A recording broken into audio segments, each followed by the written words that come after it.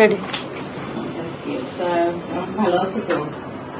আলহামদুলিল্লাহ। না আচ্ছা, মানে ইয়ের পরে প্রথমবার ওষুধ প্রেসক্রিপশনের পরে তো কনসেপ্ট হয়েছিল আমার না, ওই প্রথম হওয়ার পরেই আল্লাহর রহমতে ওর টুইন ডেলিভারি হয়েছে।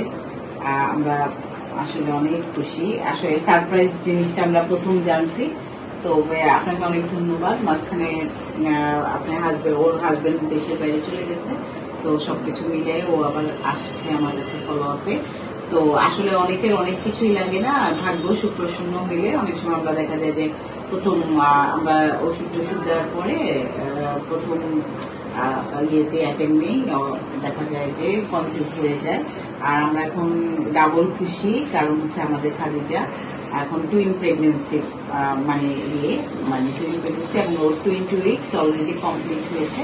তো প্রথম ও আমার কাছে এসেছিল 21/12/2024। তো আমরা LMP তোমাকে ধরেছি 20/12।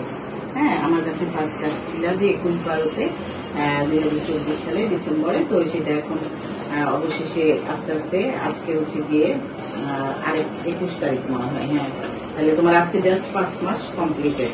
হ্যাঁ, 20 উইকস। তো ওটা হচ্ছে গিয়ে আমরা এখন আলটা করলাম এবং টুইন ডেলিভারি দেখলাম।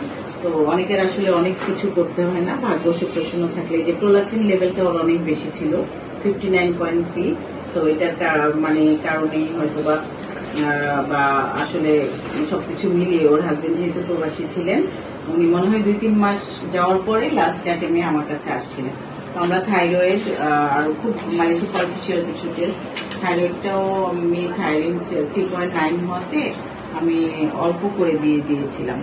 হ্যাঁ, 25 মাইক্রোগ্রাম থাইরয়েড চলছিল। আর ওর হচ্ছে অ্যান্টি প্রোলাক্টিন, যেটা ডিপ্রেশন করার জন্য প্রোলাক্টিন হরমোন, ওষুধটা FSH লেভেলটা ভালো ছিল।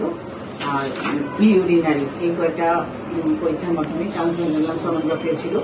এবং আলহামদুলিল্লাহ ওই মাসেই ও আমাদের একটা সুখবর দিতে পারছে। ওর পরিবার এবং সবার জন্য দোয়া করবেন। ওর হাজবেন্ড মনে চলে গেছে, কোন দেশে থাকে?